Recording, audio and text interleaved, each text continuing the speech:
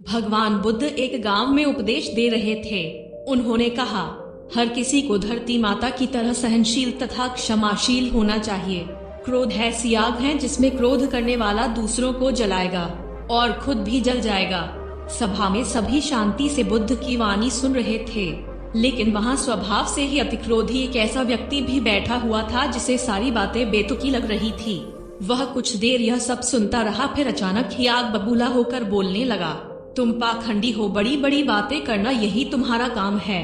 तुम लोगों को भ्रमित कर रहे हो, तुम्हारी यह बातें आज के समय में कोई मायने नहीं रखती। ऐसे कई कटु वचनों को सुनकर बुद्ध शांत रहे। उसकी बातों से ना ही वह दुखी हुए और ना ही कोई प्रतिक्रिया दी। यह देखकर व्यक्ति और भी क्रोधित हो गया और उसने बुद्ध के मुंह पर थूक दिया और फिर वहां से चला गया। अगले दिन जब उस व्यक्ति का क्रोध शांत हुआ तो वह अपने बुरे व्यवहार के कारण पछतावे की आग में जलने लगा और वह बुद्ध को ढूंढते हुए उसी स्थान पर पहुंचा। पर बुद्ध कहाँ मिलने वाले थे। वो अपने शिष्यों के साथ पास के एक गांव में चले गए थे। व्यक्ति ने बुद्ध के बारे में लोगों से पूछा और ढूंढते ढूंढते जहां बुद्ध प्रवचन दे रहे थे वहां जा पहुंचा। उन्हें देखकर ही वह उनके चरणों में गिर पड़ा और बोला, मुझे क्षमा कीजिए प्रभु। बुद्ध ने पूछा, कौन हो भाई, तुम्हें क्या चाहिए, तुम क्षमा क्यों मांग रहे हो? उसने कहा, क्या आप भूल गए, मैं वही हूँ जिसने आपके साथ कल बुरा व्यवहार किया था। मैं शर्मिंदा हूँ, मैं इसलिए आपसे माफी मांगने आया हूँ।